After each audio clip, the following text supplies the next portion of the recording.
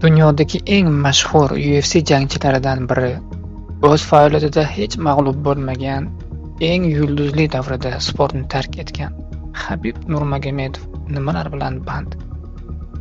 Hozir shu haqda. Habib Nurmagomedov 6 yoshida erkin kurash bilan shug'ullanishni boshlagan. 16 yoshida otasining ko'rsatmalari va rahbarligida sambo bilan shug'ullanishni boshlaydi. 2009-yil 74 kg vazn toifasida sambo bo'yicha Rossiya va jahon chempioni bo'ladi. 2010-yilda yana bir bor sambo bo'yicha jahon chempioni bo'ladi. Bu safar esa 82 kg vazn bo'yicha. 2008-yilda Habib MMA'da o'zining debyut birinchi jangini o'tkazadi. Bu jangda ozarbayjonlik raqibi ustidan g'alaba qozonadi. 2012-yilda Habib ilk bor UFC'da o'z karyerasini boshlaydi. Habib UFC'da ilk jangida eronlik raqibi Kamal Chalorus ustidan g'alaba qozonadi. Shu yildan boshlab Habib tayyorgarlikni AQShda davom ettiradi. 2018-yilda Habib amerikalik Ella Yakvintuga qarshi jangda g'alaba qozonib, yengil vaznda UFC chempioniga aylanadi. 2018-yil chempionlik kamarini himoya qilish uchun Conor Makgregorga qarshi jang qiladi va shov-shuvli g'alaba qozonib kamarini himoya qiladi. Habib va Conor jangi oldidan juda shov-shuvlarga sabab bo'ladi. Jangdan keyin ham bu jang ancha vaqt ko'pchilik diqqatida qoladi. Chunki bu jangda Habibga nisbatan nohaqliklar bo'lgandi.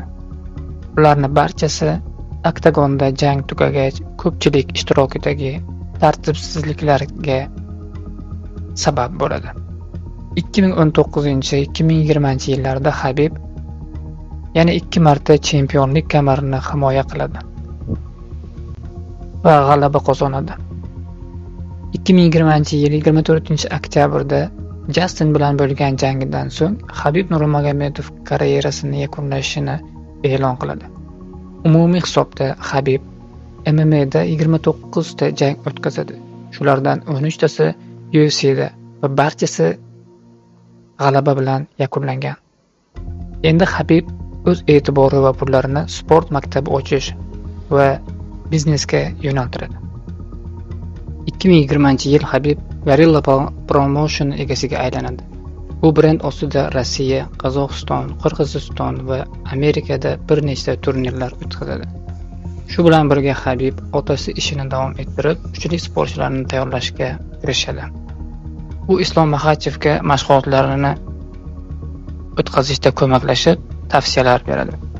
Shu bilan birga Habib restoranlar biznesini boshlaydi. Parallel ravishda uni kuzatuvchilari ko'pligi, mashhurligi foydali tarafga burib, katta reklama kontraktlarini imzolaydi. Bu Habibga juda katta daromadlar keltiradi. Shuni aytish kerakki, Habib har doim faqat yaxshi narsalarni, insonlarga, ayniqsa yoshlarga zarar bermaydigan mahsulotlarni yoki ishlarni reklama qiladi. Habib hech qachon alkogol, tamaki va qimorni reklama qilmagan. Bu haqda Habib Forbes'ga bergan intervyusida ma'lum qiladi. 2021-yil Habib sobiq Real o'yinchisi Sedorov bilan Dubayda futbol akademiyasi ochadi. 2020-yilda Habib avval otasi bilan Maxachqal'ada asos solgan sport maktabini otasi Abdumannob Nurmagomedov nomi bilan qayta nomlaydi. 2019-2020 yillarda Habib 40 yoshgacha bo'lgan eng mashhur va boy 40 ta show biznes va sportchilar reytingida birinchilardan bo'lgan. Forbes ma'lumotlariga ko'ra, 2020-yilda Habibning boyligi $16,5 million ga baholangan. Habib Nurmagomedov 2 marta Rossiya prezidenti Vladimir Putin bilan ko'rishib, suhbatlashgan. Habibning 2 o'g'li, 1 qizi bor. Habibning unvonlariga kelsak, Habib xalqaro sport ustasi hisoblanadi. 2018-yilda Habib Nurmagomedov Dog'iston Respublikasiga ko'rsatgan xizmatlari uchun orden bilan taqdirlangan.